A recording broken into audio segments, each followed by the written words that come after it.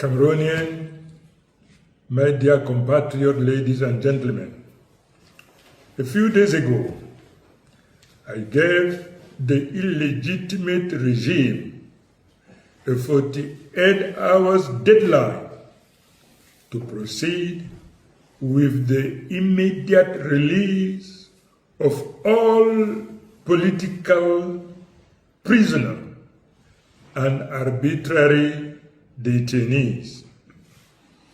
In that time, only small number among the thousand of detainees, mostly minor, who should never have been there, have been released from their cells.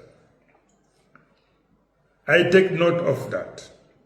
However, the gesture remains very insufficient. It is merely a masquerade aiming at deceiving our people. There are still many, far too many, in detention, and arrest continue.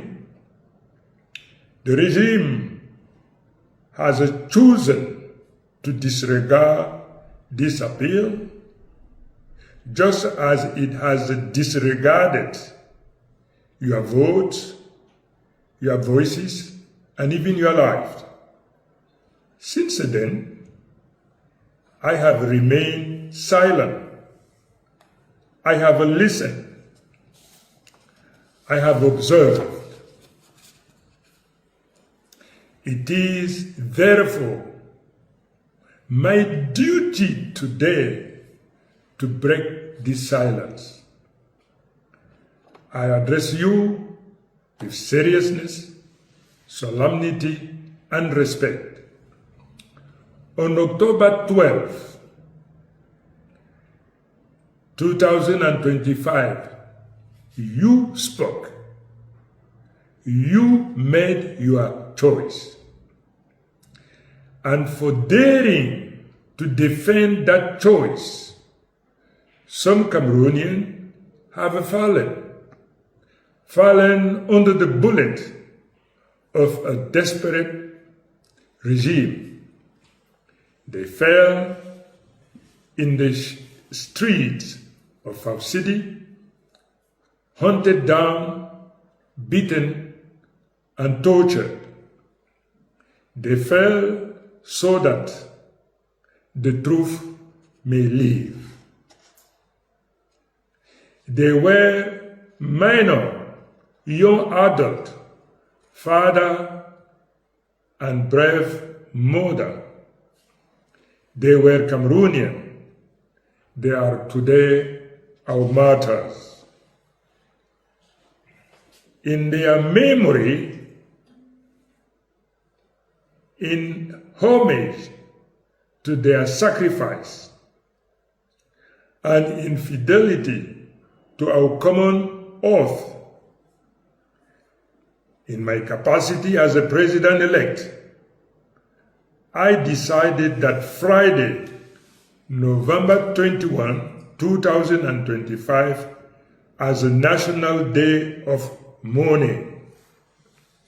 This day will be a public holiday throughout the national territory.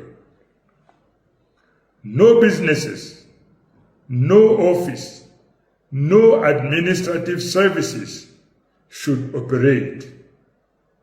This will not be an ordinary day.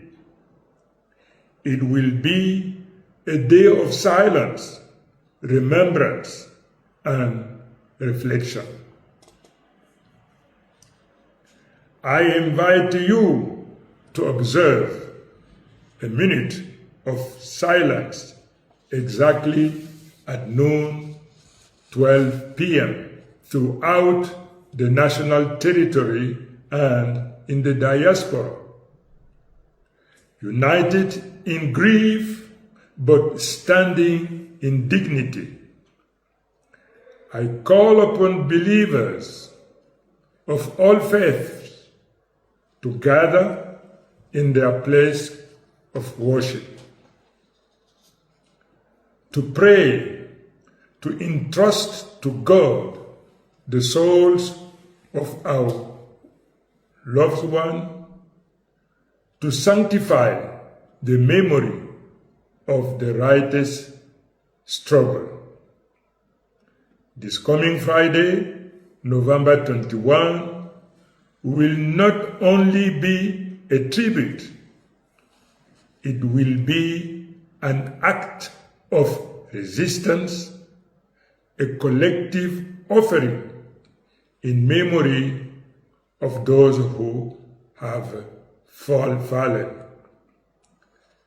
Like the hero of 1955, those of May 26, 1990, or the uprisings of 2008, who never received a national recognition, the martyrs of this electoral crisis will enter the history of free Cameroon. We will thus present to the world an image of a united, dignified, and supportive people who yield neither to fear nor to electoral theft, and do continue in honor to build the Republic of the sovereign people. A support fund for the victims will also be established. We will clarify the detail in due time. To all I say, this day unites us in sorrow, but also in the promise of a better tomorrow. A tomorrow where justice will replace impunity, where education, health, and infrastructure will be the priority of a state reconciled with its mission. Our action to respect your will is grounded in a clear and structured plan. New instruction will be given in the day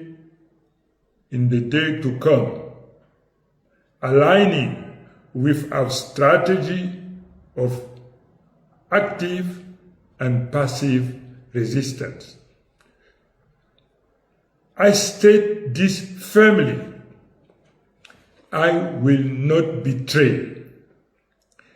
I have received a clear mandate from the people to uphold the truth of the ballot box and to engage in the moral and political reconstruction of Cameroon.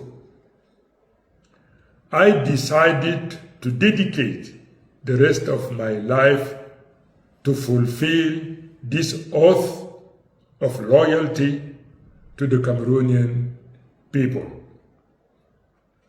The outgoing regime has chosen to swear on the Bible after stealing an election.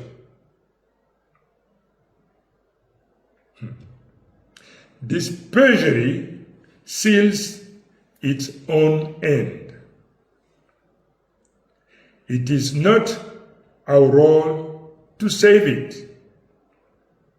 We do not negotiate with dishonor. We do not legitimize electoral theft through backroom maneuvers. And I reiterate, so that no one doubts, I will never back down. I will never negotiate. I will never capitulate. Long live the Republic, long live Cameroon, and may the Lord Almighty, Allah subhanahu wa ta'ala, to bless and protect our nation. Thank you.